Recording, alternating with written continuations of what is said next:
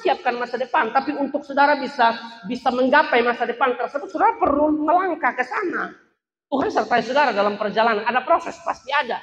Tapi kalau Tuhan bersama-sama dengan Anda pasti sampai pada tujuan. Tidak ada hidup yang enak-enak, saudara. Mesti ada proses. Tapi kalau Anda setia pada proses, ada progres. Amin.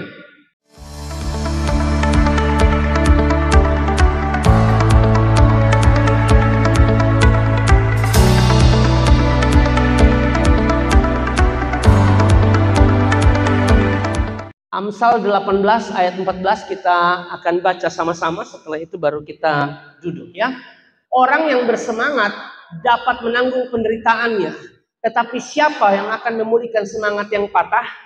Demikian pembacaan firman Tuhan. Silakan duduk kembali saudara-saudara yang diberkati dan dikasihi oleh Tuhan Yesus Kristus. Saya dikasih tema pada kesempatan hari ini adalah tahun ajaran yang baru, semangat baru bersama Yesus. Saudara diberkati dan dikasihi oleh Tuhan Yesus Kristus. Saya selalu katakan di dalam khotbah-khotbah saya bahwa sejauh mana pentingnya firman Tuhan dalam hidup kita sangat mempengaruhi kualitas hidup kita. Makanya Alkitab mencatat di dalam Mazmur 119 ya, Mazmur 119 ayat 9 mengatakan bahwa dengan apakah seorang muda mempertahankan kelakuannya bersih dengan menjaganya sesuai dengan firman-Mu. Jadi kalau saudara mau kehidupan saudara berkualitas, kalau saudara mau saudara menjadi dosen yang berkualitas, pegawai yang berkualitas, mahasiswa yang berkualitas, tidak bisa tidak. Kita butuh firman dalam kehidupan kita. Amin. Karena Alkitab mencatat Roma 10 ayat 17, iman bertumbuh dari pendengaran dan pendengaran akan firman Kristus. Dalam terjemahan bahasa Indonesia masa kini, dia katakan begini, orang muda dapat menjaga hidupnya tak bercela kalau ia hidup menurut perintah-Mu. Perintah Tuhan ada di mana? Alkitab. Itu perintah Tuhan di situ. Ya, baca, lakukan, tidak sekedar baca. Karena banyak orang hanya sekedar baca, sekedar tahu, tapi tidak menghidupinya. Khotbah yang benar, saudara-saudara, khotbah yang benar bukan pandainya saudara berbicara, ya. Khotbah yang benar bukan saudara tahu bahasa Yunani, bahasa Ibrani. Khotbah yang benar apa yang kamu omong, itu yang kamu lakukan. Karena banyak orang hanya pintar berkhotbah tapi tidak bisa menghidupi apa yang dia khotbahkan. Jadi kita berusaha dalam hidup kita tidak sekedar dengar firman, tapi kita melakukan dalam kehidupan kita. Mazmur 119 ayat 105 juga mengatakan bahwa firman itu pelita bagi kakiku dan terang bagi jalanku. Dalam terjemahan lain, kata terang dia pakai kata cahaya. Ya, firman-Mu itu pelita bagi kakiku dan terang atau cahaya bagi jalanku. Artinya bahwa tanpa terang, tanpa cahaya itu akan kesulitan bagi kita untuk berjalan sampai kepada tujuan. Saudara-saudara, berkaitan dengan tema kita, tahun ajaran baru, semangat baru. Saya suka sekali atau tertarik dengan kalimat semangat baru atau kata semangat. Kata semangat itu kan sama dengan gairah, passion yang kita miliki untuk mencapai target yang kita inginkan. Semangat itu penting ya, harus ada kemauan, harus ada gairah saudara-saudara dalam melakukan sesuatu. Harus ada gairah, harus ada semangat, harus ada kemauan untuk mencapai sesuatu. Benar Tuhan sediakan bagi kita, benar berkat Tuhan sediakan bagi kita, masa depan Tuhan siapkan bagi kita, tapi bukan berarti kita ongkang-ongkang kaki. Firman Tuhan berkata Amsal 23:18 mengatakan bahwa karena masa depan sungguh ada dan harapanmu tidak akan hilang. Tuhan siapkan masa depan bagi kita, tapi bukan lu tengah-tengah. Tidak pernah belajar, tidak pernah datang kampus, harap dosen kasih nilai bagus. Kamu menghayal. Mau dosen kasih nilai datang kampus. Kerja tugas. Bukan melawan dosen. Bagaimana nilai saudara bisa bagus? Tuhan siapkan masa depan. Tapi untuk saudara bisa menggapai masa depan tersebut, saudara perlu melangkah ke sana. Tuhan sertai saudara dalam perjalanan. Ada proses, pasti ada. Tapi kalau Tuhan bersama-sama dengan Anda pasti sampai pada tujuan. Tidak ada hidup yang enak-enak, saudara. Mesti ada proses. Tapi kalau Anda setia pada proses, ada progres. Amin. Tapi seringkali semangat, kemauan, ya gairah, ya semangat juang yang tinggi itu hilang, ya seiring situasi atau kondisi yang kita alami dalam hidup kita. Apalagi saya sedang bicara di hadapan anak-anak muda, ya di hadapan anak-anak muda yang suka galau. Nah ini bahaya nih. Ini bahaya nih. Awalnya punya semangat. Di tahun ajaran baru itu punya semangat sebenarnya. Ada kemauan. Ada semangat juang yang tinggi. Tapi karena ya situasi atau kondisi ini membuat dia tidak semangat lagi. Putus cinta, mulai harba biru, tidak mau kuliah. Banting diri, bilang tidak mau kuliah lagi. Mau nikah, sabar dulu. Kuliah dulu kamu mau nikah. Karena mana? Pikir juga masa depan saudara. Tapi itulah yang terjadi. Sebenarnya ada semangat, kemauan itu Tuhan taruh dalam diri kita. Tapi kadang-kadang situasi atau kondisi ya, masalah tertentu, proses hidup tertentu, kadang-kadang bikin kita jadi tidak semangat lagi. Nah kalau tidak punya semangat, tidak punya gairah, tidak punya kemauan, bagaimana mungkin saudara bisa mencapai target yang saudara inginkan? Mau dosen kah, pegawai kah, mahasiswa kah, harus punya semangat, harus punya kemauan. Harus bergairah, punya semangat juang yang tinggi, saudara. Dengan anak-anak muda, tidak usah khawatir, saudara-saudara. Burung di udara saja Tuhan pelihara, apalagi saudara. Amin. Tuhan pasti pelihara saudara. Makanya saya khotbah 2 minggu yang lalu, saya suka temanya. Sekali Tuhan bawa, selamanya Tuhan pelihara. Betul. Sekali Tuhan bawa, selamanya Tuhan menyertai. Itu tema yang benar, saudara-saudara. Asalkan saudara memberikan hidup saudara pada Tuhan, anak-anak muda. Tuhan siapkan masa depan yang terbaik buat kita. Kata semangat, saudara, berkaitan dengan beberapa hal ini. Saya tunjukkan kepada saudara. Seluruh kehidupan batin manusia. Yang berikut, kekuatan, kegembiraan, gairah batin, perasaan hati. Ya. Yang berikut, nafsu yang baik ya. Kemauan gairah untuk bekerja, berjuang, dan sebagainya. Nah ini kata semangat ini berkaitan dengan hal-hal ini, saudara. Jadi jelas bahwa ini berkaitan sekali dengan hati. Apalagi kalau hati lagi parah, hati lagi galau, hati lagi disakiti, itu rasa-rasa kayak tidak punya semangat lah. Mau kerja tugas juga malas, ya toh? Mau pergi kampus juga malas, padahal ada motor bagus, tapi malas. Ini masalah hati nih. Kondisi hati tidak beres. Makanya kita perlu jaga hati kita. Amsal pasal yang keempat ayat 23 bilang begini. Amsal pasal yang keempat ayat 23. Jagalah hatimu dengan segala kewaspadaan, karena dari situlah terpancar kehidupan. Kita perlu jaga hati kita. Meskipun hari-hari ini saya temukan ya, orang-orang lebih menjaga harta kekayaannya, lebih menjaga jabatan kedudukan. Mereka tidak jaga hati. Jaga hati itu yang paling penting, saudara. Saudara banyak uang, tapi kalau tidak jaga hati, bahaya, saudara. Itu uang saudara bisa pakai untuk hal-hal yang salah. Mesti jaga hati. Karena kalau hati tidak beres, itu akan terpancar dari gaya hidup saudara. Minimal terpancar dari muka saudara, wajah saudara. Saudara mau pakai bedak yang mahal seperti apapun, ya. Saudara mau perawatan di nakisako, nakisuko. Tapi kalau hati tidak beres, itu akan terlihat dari wajah saudara. Saya lihat saudara muka semua ini kayaknya hati beres ya. Hanya Tuhan yang tahu ya. Hati ini saudara perlu jaga loh saudara. Kalau hati tidak dijaga dengan baik, kita bilang dari hati itu timbul atau dari hati itu terpancar kehidupan. Kehidupan baik atau tidak itu terlihat atau dipengaruhi dari hati. Kalau hati saudara diisi dengan dendam, iri hati, tidak suka orang, itu akan terlihat dari wajah saudara. Orang wisuda duluan, kamu kejang-kejang, kayak mau mati. Makanya belajar cepat. Masuk sama-sama nih. Tapi orang habis duluan, dia masih tengah. Makanya fokus kuliah. Amin, saudara. Semangat, jadi punya semangat juang yang tinggi. Kemauan, gairah untuk menyelesaikan studi saudara. Jaga hati saudara-saudara dengan segala kewaspadaan. Karena dari situ terpancar kehidupan. Semangat, kemauan, gairah. Ini berhubungan dengan kondisi hati. Jadi perlu kita jaga hati kita baik-baik. Pastikan hati kita diisi dengan firman. Pastikan hati kita diisi dengan hal-hal yang positif, bukan negatif. Kalau negatif yang saudara masukkan di dalam hati saudara, yang keluar pun pasti negatif. Pasti. Tapi kalau yang saudara masukkan dalam hati saudara, hal yang bersih, hal yang baik, hal yang benar, sesuai firman Tuhan, yang keluar, yang terpancar juga baik. Amin, saudara. Perlu saudara jaga hati. Jaga orang puas hati buat apa? Jaga saudara puas hati dulu. Saudara tidak mampu jaga hati saudara. Saudara mau jaga hati orang. Jaga hati itu penting, saudara. Karena ini berhubungan dengan semangat, berhubungan dengan kemauan, berhubungan dengan apalagi gairah. Hati ini penting tuh saudara jaga. Jangan isi hal yang kotor di sini. Dengar, Tuhan tuh selidiki hati. Kalau saya yang khotbah, saya hanya lihat saudara dari luar saja.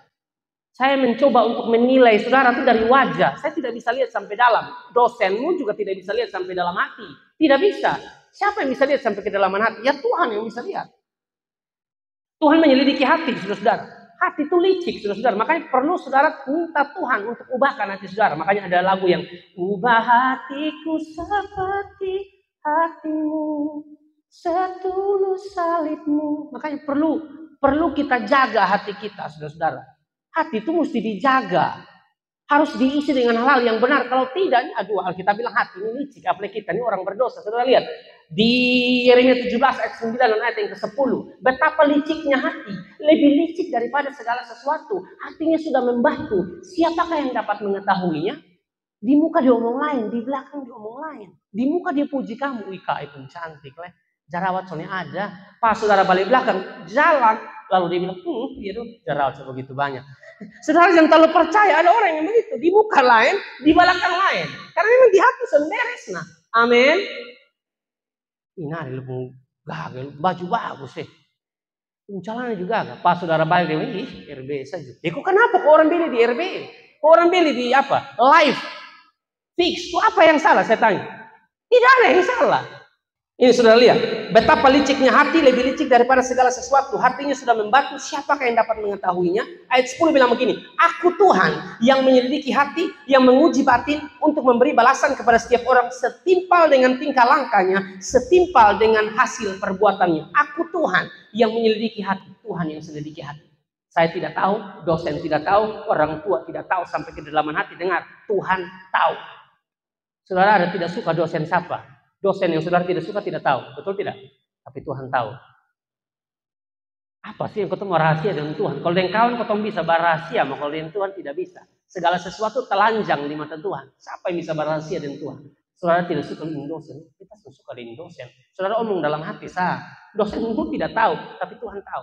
Bertobat ya, jangan begitu, saudara. Di mana-mana dosen begitu, kalau dia keras ya wajarlah, saudara. Untuk kebaikan saudara, amin. Orang keras demi kebaikan saudara, bukan keras untuk menghancurkan saudara. Sekarang saudara lagi diproses, suatu saat mungkin saudara yang jadi dosen. Jadi jangan cepat-cepat lihat segala sesuatu itu dari cara pandang yang salah, jangan saudara. Amsal 18 ayat 14 kembali. Ayat ini bilang begini, orang yang bersemangat dapat menanggung penderitaannya. Tetapi siapa akan memulihkan semangat yang patah? Dalam terjemahan bahasa Indonesia masa kini dia bilang begini, oleh kemauan untuk hidup, orang dapat menanggung penderitaan. Hilang kemauan, hilang semangat, hilang gairah, hilang juga segala harapan. Jadi pastikan saudara, masalah boleh datang silih berganti, amin. Kita boleh diproses oleh Tuhan, tapi harus tetap bersemangat. Punya gairah untuk mencapai target yang saudara harus capai dalam hidup saudara. Ujung-ujungnya juga Tuhan harus dimuliakan dalam hidup kita. Proses pasti ada. Hidup tanpa proses itu bukan hidup. Yang namanya hidup pasti ada proses. Pasti. Hidup ini tidak hanya tentang suka, ada duka juga, betul tidak? Suka duka Tuhan pakai untuk kebaikan kita. Bukankah ada lagu? Suka duka dipakainya untuk kebaikanmu. Jadi hidup bukan hanya tentang suka saja. Kadang-kadang ada duka. Tapi dalam suka maupun duka yang Tuhan izinkan, semua untuk kebaikan kita. Roma 8 ayat 28 mengatakan kita tahu sekarang Allah turut bekerja dalam segala sesuatu untuk mendatangkan kebaikan bagi mereka yang mengasihi Dia. Amin, saudara. Jadi ini hal yang penting, saudara, untuk kita pelajari bersama-sama. Proses boleh ada, situasi kondisi boleh tidak mendukung, tapi harus tetap semangat. Harus punya tetap gairah, kemauan. Itu harus, saudara. Karena kalau hilang semangat, ya, hilang kemauan, bahaya. Makanya Alkitab bilang begini, Amsal 24 ayat 10. Jika engkau tawar hati pada masa kesesakan, kecilah kekuatanmu.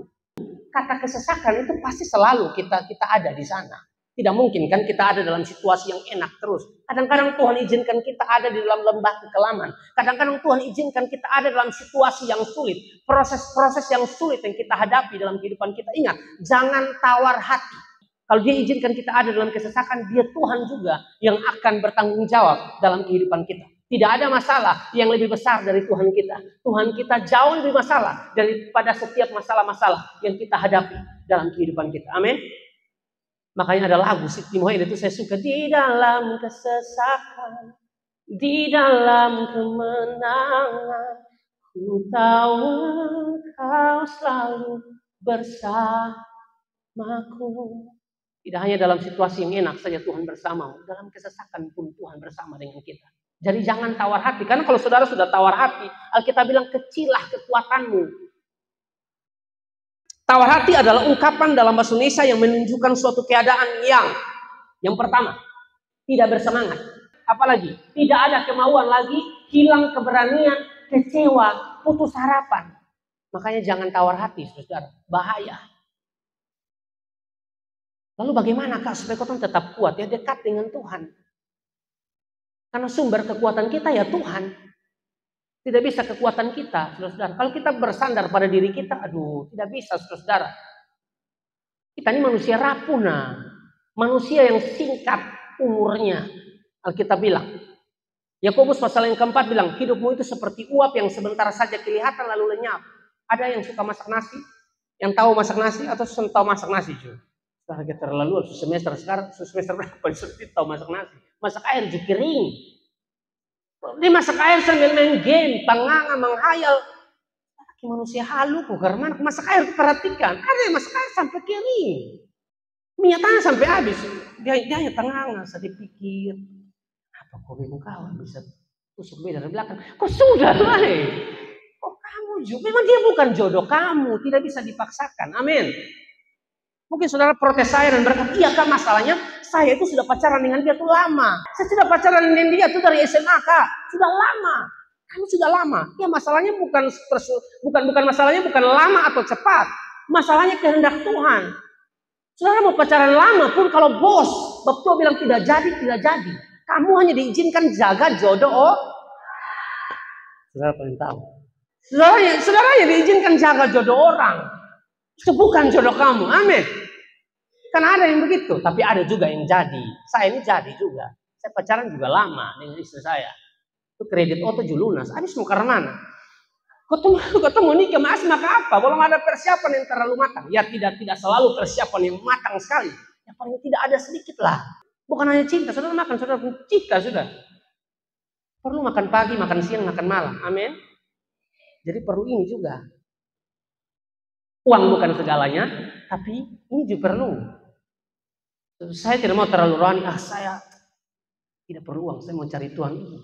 Sudah, Alkitab bilang cari Tuhan dulu. Carilah Tuhan dan kebenarannya, semua ditambahkan kepadamu. Siapa sih yang tidak butuh uang? Tapi uang bukan segalanya. Amin. Lagian uang juga tidak bisa beli semua kok. Uang hanya bisa beli tempat tidur bagus, tapi uang tidak bisa membeli rasa ngantuk. Tidak bisa.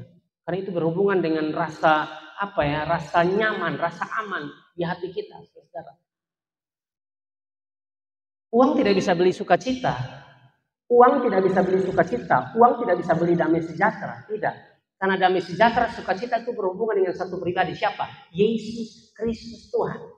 Kalau Anda terima dia, tinggal di dalam dia, sukacita itu pasti. Damai sejahtera itu pasti Anda rasakan. Mungkin anak-anak muda berkata, iya selama ini kita tidak pernah rasa damai sejahtera itu. Kalau mau ngomong uang, ya orang tua saya banyak duit kok. Saya kuliah di sini, semua dia orang tua banyak uang, orang tua bisa selesaikan semua yang saya mau, saya minta orang tua bisa penuhi semua. Tapi masalahnya ada sesuatu yang kurang. Yaitu saudara perlu damai sejahtera. Saudara tahu, di dalam diri kita tuh ada satu ruangan yang hanya bisa diisi oleh Tuhan, tidak bisa diisi dengan apapun. Tidak bisa. Maka saudara perlu isi ruangan itu. Damai sejahtera, sukacita itu berhubungan dengan satu pribadi, Yesus Kristus Tuhan. Amin, saudara. Damai sejahtera tidak bisa dibeli dengan uang. Berapapun kayanya orang tua saudara, berapapun banyaknya uang saudara, ya tidak bisa beli sukacita, tidak bisa beli damai, tidak bisa. Hanya Yesus yang bisa berikan kepada saudara. Jadi ini penting saudara untuk kita pelajari dalam kehidupan kita. Hati-hati saudara, ya. Kalau kita tawar hati, kita mengalami tawar hati, kita mengalami patah hati, saudara, datang pada Tuhan. Tuhan bisa tolong kita. Karena tawar hati atau patah hati itu kan menunjukkan kita tuh manusia biasa. Tapi ingat, kita punya Tuhan yang luar biasa. Amin. Ya, kalau kita tawar hati, kita patah hati, itu memang kita ini manusia terbatas. Waktu kita mengalami hal yang demikian, sudah tidak punya gairah, semangat lagi. Ya, datang di Tuhan, Tuhan tolong saudara. Tuhan pulihkan keadaan saudara. Karena kalau sudah tidak punya semangat, sudah tidak punya kemauan, tidak punya gairah lagi, aduh. Itu nanti seperti saudara hidup, tapi mati begitu. Sudah tidak punya kemauan dari dalam lagi. Perjalanan saudara ini kan masih panjang. Saya tidak tahu saudara baru semester berapa, saya tidak tahu. Tuhan pasti sertai saudara sampai akhir, tapi hati-hati dengan situasi kondisi yang saudara alami. Tetap andalkan Tuhan dalam hidup saudara. Kalau saudara mengalami tawar hati, saudara mengalami patah hati karena ya, situasi, kondisi, atau ada orang yang menyakiti saudara, ya, ada orang yang menyakiti saudara, dan saudara mengalami patah hati, saudara mengalami tawar hati, dan mengakibatkan kuliah saudara berantakan. Dengar baik saudara, hanya Tuhan yang bisa pulihkan Anda. Makanya Mazmur 34 ayat 18, Mazmur 34 ayat 19 tepatnya dikatakan Tuhan itu dekat kepada orang-orang yang patah hati, dan Ia menyelamatkan orang-orang yang remuk jiwanya. Putus cinta itu biasa, saudara, biasa. Ya, saudara putus cinta sampai kehilangan semangat, gairah, tidak peduli dengan ini kampus. Orang tua sudah bayar, saudara, uang reki, saudara sudah semester 5 mau berhenti di tengah jalan hanya gara-gara putus cinta. Lo, saya pikir dia segala-galanya. Kalau putus ya putus sudah. Pasti Tuhan siapkan yang lain bagi saudara, yang terbaik. Amin. Adam itu, saudara-saudara, waktu dia sendiri-sendiri, Adam, dia pun tugas kan kasih nama ini binatang toh. Jadi terakhir dia bingung, coba ini kadang siapa? Maksudnya, kadang siapa ini Adam? Pasti Adam berpikir begitu. Dan Tuhan tahu dia butuh pendamping, dia butuh seseorang, dia butuh penolong. Ingat, perempuan itu penolong. Suatu saat ya Anda nanti jadi istri, Anda tuh penolong. Penolong untuk suami. Jadi tolong hormati suami. Ada istri-istri yang bukan hormati suami, bukan tunduk pada suami. Karena ada ayat bilang begini, Kolose pasal 3. Katakan bahwa hai istri-istri tunduklah pada suami. Dia bilang, dia rubah itu ayat bilang, hai istri-istri tunduklah suamimu. Tidak ada kata tunduk di situ, saudara. Tunduk, maksudnya hormat saudara pun suami. Kadang-kadang ada istri yang begitu, dia pun gaji sebesar toh, dia pun laki ini cuma Grab, cuma ojek, gaji berapa sih? Sedangkan dia mungkin dosen di Poltek, contoh saya ada di sini, kasih contoh, ya, dia dosen di Poltek gaji besar, lalu dianggap remeh dia punya suami, tidak boleh begitu, itu dosa nah. Suami itu yang kepala, demi keteraturan rumah tangga suami itu kepala, istri itu penolong, amin. Nanti saudara menikah, kamu itu penolong, dan yang namanya penolong logikanya lebih kuat daripada yang ditolong. Jadi kehadiran kamu nanti suatu saat kalau kamu sudah menikah, jadi penolong bagi suamimu. Kalau Anda disakiti, ya, Anda mengalami patah hati, situasi hati yang tidak enak, yang kalau saudara tidak bereskan, akan mempengaruhi kuliah saudara, akan mempengaruhi masa depan saudara, datang pada Tuhan. Tuhan yang bisa tolong saudara. Mazmur 147 ayat yang ketiga mengatakan begini, Ia menyembuhkan orang-orang yang patah hati dan membalut luka-luka mereka. Waktu saudara mengalami sakit-sakit tertentu karena ada orang yang menyakiti saudara. Dengar baik-baik, dengar baik-baik. Mungkin Anda disakiti, tapi ada satu pribadi yang tetap setia dengan kamu. Namanya Yesus Kristus Tuhan. Dia akan balut kamu, dia akan kuatkan kamu, dan membuat kamu menjadi pribadi yang lebih kuat daripada sebelumnya. Amin. Berkaitan dengan tawar hati, saudara, pernah waktu Yosua, Tuhan janjikan, waktu Yosua gantikan Musa, Tuhan bilang kepada Yosua bahwa aku menyertai kamu. Seperti aku menyertai Musa, aku juga akan menyertai kamu Yosua. Dalam Yosua 1 ayat yang kelima, ya, itu Tuhan bilang bahwa aku menyertai kamu Yosua. Itu janji Tuhan untuk Yosua dan benar, saudara. Waktu Yosua lawan Yeriko, dengan mudah Yeriko ditumbangkan. Tapi waktu Yosua dan tim melawan orang Ai, yang sebenarnya di atas kertas, orang-orang Ai itu orang kecil, tidak sama dengan orang-orang Yeriko. Orang-orang Yeriko lebih kuat, mereka lebih kecil, di atas kertas dengan mudah bagi Yosua dan tim, bagi Yosua dan bangsa Israel kalahkan mereka. Tapi saudara, justru mereka yang kalah di Yosua pasal yang ke-7 ayat 1. Yosua 7 ayat 1 mengatakan begini, tetapi orang Israel berubah setia dengan mengambil barang-barang yang dikhususkan itu, karena Akan bin Karmi bin Sabdi bin Zerah dari suku Yehuda mengambil sesuatu dari barang-barang yang dikhususkan itu. Lalu bangkitlah murka Tuhan terhadap orang Israel. Waktu Yeriko kalah, mereka mengarahkan pandangan mereka kepada orang-orang Ai. Dan yang mereka lihat, orang-orang Ai itu sedikit. Orang-orang Ai itu tidak sama dengan orang-orang di Yeriko. Ai ini mereka mudah dikalahkan. Mereka pandang enteng, istilahnya begitu. Mereka pandang enteng ke orang-orang Ai. Bahkan lebih daripada itu, ayat 1 bilang tadi, bahwa si Akan bin Karmi bin Sabdi bin Zerah, dia ada ambil barang yang dikhususkan buat Tuhan. Sehingga mengakibatkan waktu peperangan yang pertama melawan orang Ai, yang di atas kertas sebenarnya mereka lebih unggul, justru mereka dikalahkan oleh orang-orang Ai. Dan waktu mereka dikalahkan oleh orang-orang Ai, di dalam Yosua pasal yang ke-7 ayat yang ke-5, mereka sangat tawar hati. Sebab orang-orang Ai menewaskan Kira-kira 36 orang dari mereka, orang-orang Israel itu dikejar dari depan pintu gerbang kota itu sampai ke Syebarim dan dipukul kalah di lereng. Lalu tawarlah hati bangsa itu amat sangat. Tawar hati. Tawar hati berkaitan dengan apa? Sudah tidak punya kemauan lagi, tidak punya semangat lagi, tidak punya gairah lagi. Mereka harus lawan orang-orang Ai lagi, harus kasih kalah orang-orang Ai. Tapi persoalannya di ayat yang kelima di Yosua pasal yang ke-7, mereka sudah tawar hati.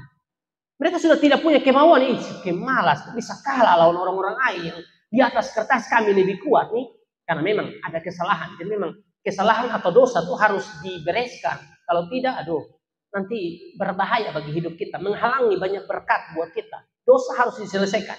Dan bagaimana cara menyelesaikan dosa? Datang kepada Yesus. 1 Yohanes 1:9, Dia Allah yang adil, ya, yang akan mengampuni setiap dosa-dosa kita.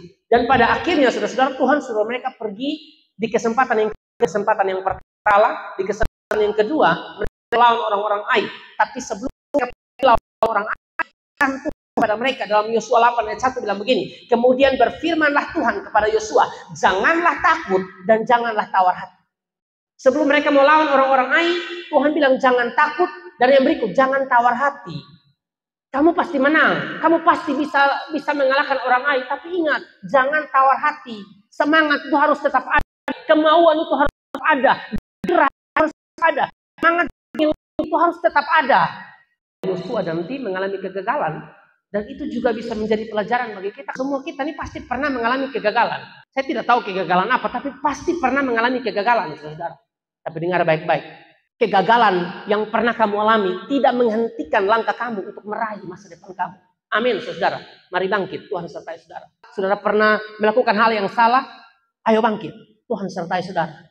Sama seperti Yosua dan bangsa Israel. Lawan orang Ai. Asal ini, jangan takut, jangan tawar hati.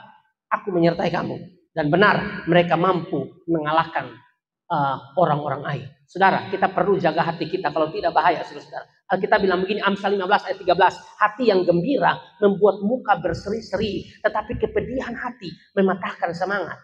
Makanya ibu dosa, kalau lihat ada muka bangka. Nah ini berkaitan dengan hati. Hati yang gembira membuat muka berseri-seri. Kalau hati tidak beres, muka asam. Dari rumah tuh berdoa, datang kampus tuh berdoa. Tuhan tolong supaya Tuhan jaga hati. Supaya sampai di kampus juga orang bawa omong beta juga senang. Dosen bawa omong dengan saya juga tidak maka hati. Dosen senang omong dengan saya. Kalau saya muka juga enak dilihat begitu. Ini bukan persoalan cantik atau tidak cantik. Tapi hati. Ada orang kok yang cantik sekali. Muka bagus. Perawatan juga mahal. Tapi masalah hati sudah beres. Nah. Kalau hati tidak beres, itu terlihat dari muka. Saudara mau cantik kayak apapun, orang malas omongin saudara.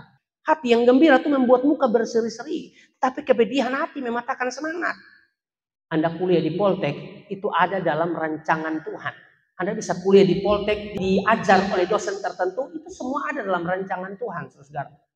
Kalau Tuhan yang bawa Anda, Tuhan yang menyertai Anda sampai akhir. Kalau Tuhan yang bawa Anda, Tuhan yang akan pelihara saudara. Kalau Tuhan yang bawa Anda, Dia Tuhan yang bertanggung jawab. Meskipun mungkin ada suara-suara di luar sana yang mengatakan bahwa kamu tidak mungkin berhasil, orang tua kamu miskin. Mungkin ada orang yang mengatakan demikian. Dengar baik, hidup kita tidak ditentukan perkataan manusia. Hidup kita ditentukan perkataan Tuhan. Tetap semangat, tetap kuat, tetap punya semangat juang yang tinggi. Jangan tawar hati. Tuhan tolong saudara, memampukan saudara untuk terus berjalan mencapai masa depan saudara. Amin saudara. Kasih tepuk tangan yang meriah buat Tuhan. Saya selesai, saya tidak lanjutkan.